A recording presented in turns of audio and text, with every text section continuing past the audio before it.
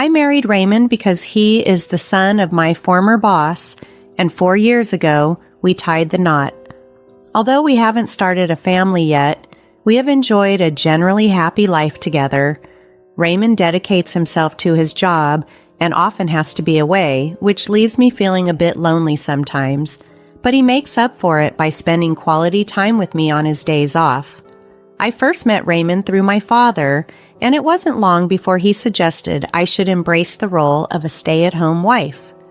This arrangement gave me ample time to pursue my interests.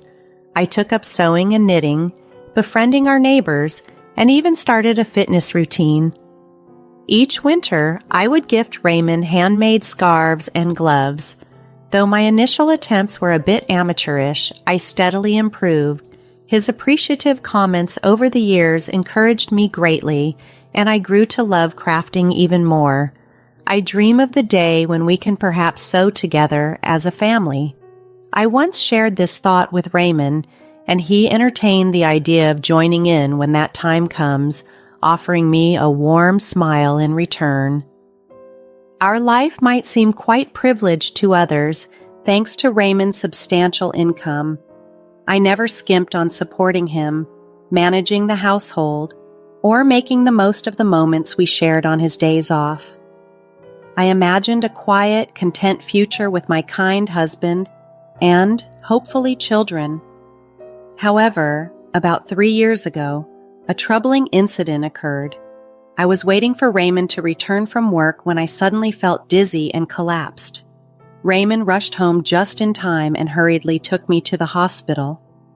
As I lay in my hospital bed recovering and vulnerable, Raymond, smiling, shockingly confessed, "I only married you because you're the boss's daughter." Seeing the scarves and gloves I had made for him carelessly discarded, devalued, and hearing his blunt words, I felt a strong urge to confront him with reality, to show him he was mistaken if he thought he could demean my worth. Despite the hurt, imagining his eventual realization of my value brought a wry smile to my face. I am Ashley Carroll, and this revelation was a harsh reality check on what I thought was a loving marriage. When I opened my eyes, I found myself in a hospital bed. From the snippets of the conversation between Raymond and the doctors, I understood that my condition was serious and likely a lifelong issue to manage. It wasn't immediately life-threatening, but the risk of recurrence meant that I needed to remain in the hospital for a while. Raymond tried to reassure me during one of his visits, holding my hand gently. "It looks like you'll be here for some time, but don't worry, I'll make time to visit and we'll get through this together." His presence and words eased my anxiety. Despite having no solid reason to believe so, I felt that everything might just turn out all right with my supportive husband by my side. True to his word, Raymond visited nearly every day. He would ask about my day, and, noticing how the hospital routine bored me, he even brought my favorite sewing tools. We spent our time together sewing and chatting about mundane daily events. Teaching my clumsy husband to sew became a highlight of my days, helping me to momentarily forget the dreariness of hospital life. This routine continued for about a year. I knitted a scarf for him as part of our yearly tradition, but after that, Raymond's visits became sporadic. Initially, I thought he was just caught up with work. I kept myself busy with sewing, planning to give him a pair of gloves I was making the next time he visited. Doctors had informed me that I was likely to be discharged by the end of the year. I poured all my emotions into crafting those gloves, hoping to bridge the gap created by the time we spent apart. However, when Raymond finally visited after a long absence, his reaction was chilling. He glanced coldly at the gloves I offered and said, "Are you still making these? It's honestly a nuisance now." He then handed me the scarf I had painstakingly knitted for him last year, untouched and pristine, along with divorce papers. Stunned, I could only stare as the reality sank in. The scarf, still as new as the day I had given it to him, and his harsh words, marked a painful end to what I had once believed was a supportive partnership. "Has it been 3 years since your hospitalization?" He remarked casually, "I heard you'll be discharged soon." His indifference was as cutting as the cold dismissal of everything I had cherished and invested my love in. "But I can't keep taking care of you," Raymond bluntly stated as he pushed the divorce papers toward me. I stared at them, stunned, as the weight of his words sunk in. His signature was already on the documents, a clear sign of his resolve. I had sensed this might happen, especially after his visits became less frequent. In an attempt to dismiss these fears, I had told myself he was just overwhelmed with work. However, the caring Raymond I knew would have kept me informed, no matter how busy he was. As he stood there waiting for my reaction, I managed to ask him calmly why he wanted a divorce. It wasn't out of desperation to hold on to him. Rather, I felt resigned, almost prepared for this moment. If the gentle Raymond I loved believed a divorce was necessary, perhaps he was right. Yet, part of me was confused because he was the one who had promised we would face this challenge together. Raymond's response was harsh and dismissive. "Isn't it obvious? Ever since I married you, all I've had are troubles. I'm sick and tired of the scarves and gloves you give me every year. I only married you because you're the boss's daughter. How can I be expected to deal with your illness on top of everything else?" He laughed mockingly, making it clear that he viewed my affectionate gestures as trivial and my illness as an inconvenience. As he spoke, I noticed a fancy, high-end scarf around his neck, one I did not recognize and certainly had not given him. It was superior to anything I had made. This realization hurt deeply. It seemed he had never appreciated any of my handmade gifts, possibly finding them annoying all along. In every discussion about happiness, love, or loneliness we had, Raymond had probably seen me as naive for cherishing these ideals. Who can even wear a handmade scarf without feeling embarrassed nowadays? Receiving such things is a nuisance, he continued, his words cutting through the air like a knife. Looking at the divorce papers again, I felt a mix of sadness and relief. Sadness because the man I loved had changed so drastically, and relief because at least now I knew the truth about how he truly felt. The clarity was painful but necessary. Unaware of the underlying motives, my hospitalization marked a shift in my relationship with Raymond. After my father retired from the company where Raymond worked, there was no longer a need for him to maintain appearances with me. Initially, Raymond seemed supportive, visiting me between work commitments. I now realize that these visits were more for the show, likely discussed at his workplace to paint him as a dedicated husband, managing his professional responsibilities while caring for his ill wife.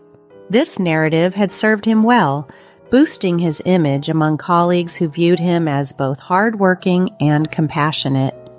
He had cultivated this persona to his advantage, something I only came to understand later. During a candid conversation, Raymond admitted that discussing my illness at work garnered him sympathy and accolades. "It made things easier at work," he confessed without remorse. "If I stayed late, I was diligent. If I needed a break, all I had to mention was my sick wife." He even hinted that my illness had inadvertently helped him secure a promotion.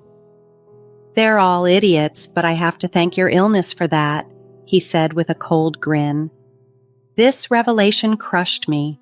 The man I had loved was unrecognizable, revealing a selfishness I couldn't have imagined. As we concluded our conversation, I handed him the signed divorce papers with a simple farewell. "Well, if I could be of help, that's good. We probably won't see each other again, so take care." He took the papers and left promptly, showing no further interest. The divorce was a quiet affair, and in the solitude that followed, I wept. Eventually, I was discharged and returned to live with my parents. My father was outraged when he learned the full extent of Raymond's behavior. "I never thought he would be that kind of guy," he exclaimed. However, by then, I had found a sense of detachment and calm. I reassured him, expressing my desire to move back home after settling affairs at the house I had shared with Raymond. My parents were supportive, encouraging me to do whatever made me happy. I decided to live with them for the time being. Before fully moving in, I planned one last visit to the house, perhaps to collect my things and close that chapter of my life for good. After my discharge from the hospital, I planned to return to the house where I had lived with my husband. However, upon arriving, I was confronted with a startling issue. The front door lock wasn't functioning. Puzzled, my parents and I decided to ring the doorbell, only to be greeted by a stranger. In my confusion, I asked about his presence, and he informed us that he had purchased the house a few months ago and was now living there with his family. This revelation only intensified my parents' anger, but I chose not to disturb the new family and quietly walked away. Still, I needed answers, so I immediately called my husband. He casually confirmed over the phone, "Yeah, I sold it while you were in the hospital. I'm keeping the sales money as compensation. It was my house to begin with, so you have no complaint, right?" His indifferent tone left me sighing in disbelief. I wished he had informed me sooner. From what the new owner shared, it seemed the house had been sold quite some time ago, likely about a year back when my husband's visits had ceased. Although our divorce had been finalized with the submission of our signed papers, we had agreed to discuss asset division and compensation after my discharge, planning a meeting for the following week. Yet, my husband had already acted on his own. I found his obliviousness troubling. Over the phone, I told him, "You don't understand anything, do you?" Confused, he asked, "Huh? What do you mean?" I responded, "I'll explain in detail next week," and hung up. I turned to my parents, who were visibly worried, and asked my father for a favor. He quickly prepared the necessary documents for the upcoming discussion. Despite the short notice, he assured me, "I've got it all prepared. There's not much time, but we'll manage." His determination was partly fueled by guilt for having introduced me to my husband and his resulting anger towards him. As we prepared for the meeting, held at my family's home, my parents and I sat in a line facing my husband, who was alone on the other side. Despite the strain the divorce had placed on my relationship with my parents, my husband appeared unconcerned, even displaying a slight smirk. During the discussion, he maintained, "I'm the victim here. However, I don't intend to demand too much. The proceeds from the sale of the house will suffice." His tone suggested he was being generous, but his smugness was palpable. As he spoke, my father's face turned crimson with anger. I placed my hand on him to calm him, knowing that in this situation we held the advantage. "There's something important we need to discuss first," I began. At that moment, my father presented a document. The land on which the house stood was owned by him. "The house was indeed in your name," I acknowledged to my husband. "However, the land on which it stands belongs to my father." This revelation shifted the dynamic significantly, clarifying that while my husband might have sold the house, he had no right to the land it was built on. When I pointed out to my husband that my father still held the title to the land where our house stood, he was visibly taken aback but tried to mask it with a dismissive tone. "So what? The house was mine. No one has the right to complain. Do you think you can retaliate against me with that?" He scoffed, thinking the situation was laughable. "Yes, the house was in your name," I acknowledged calmly, "and you probably checked that there were no legal issues with selling it." However, I continued to explain the broader implications. "From a legal standpoint, you're right. There was no problem with you selling the house. But think about the family that bought it. They own the house, but not the land it sits on. If my father chooses, he could demand rent from them, which would surely cause issues." I let that sink in for a moment before adding, "Of course, neither my father nor I plan to demand rent or evict them. We're not interested in causing distress. However, we can't just give up the rights to the land either.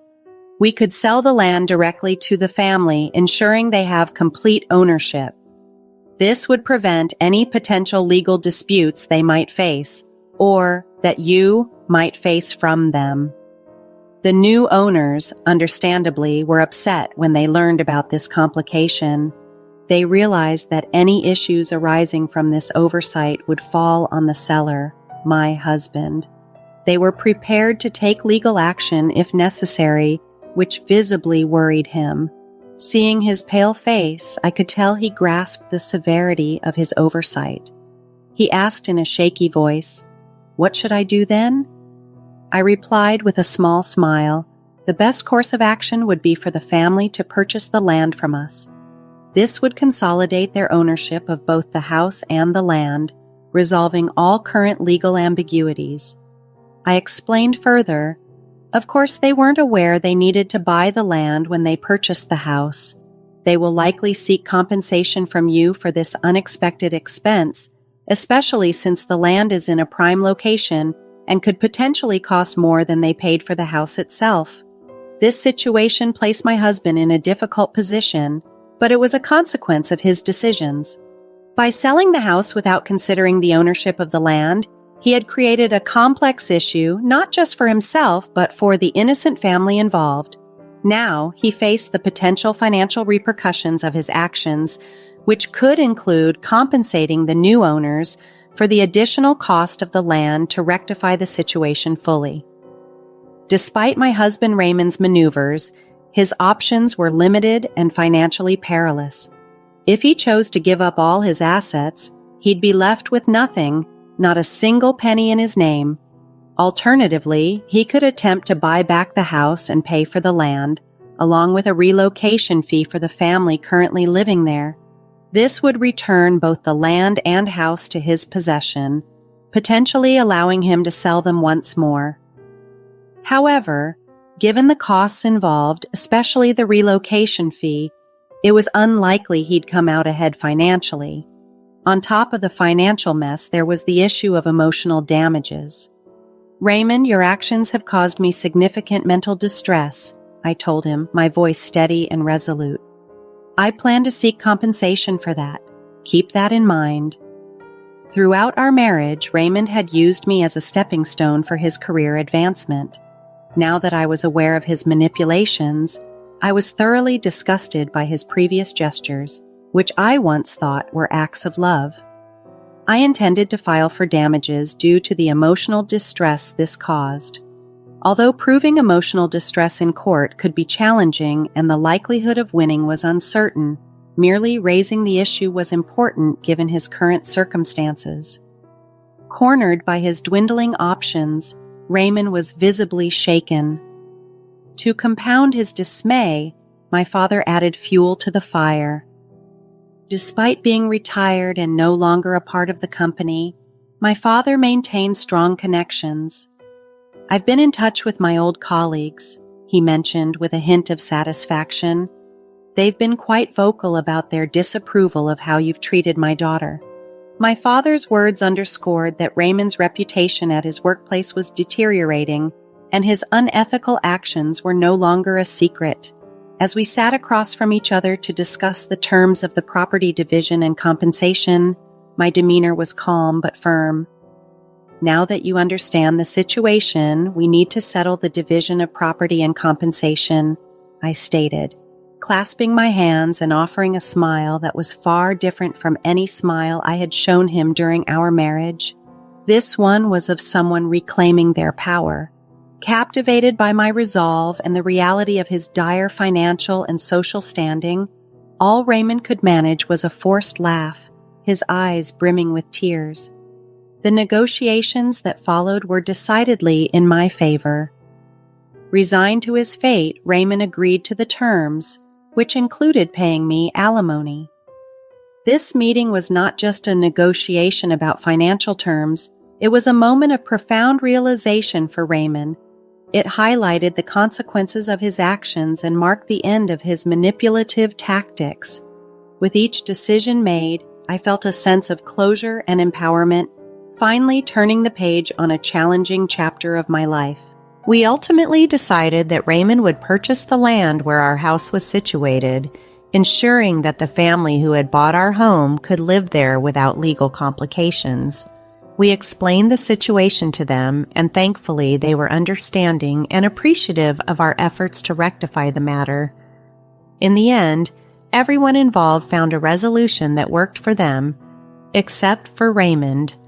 The discussions and subsequent decisions left him significantly out of pocket. To make matters worse, the rumors my father had inadvertently set in motion began to take their toll on his company.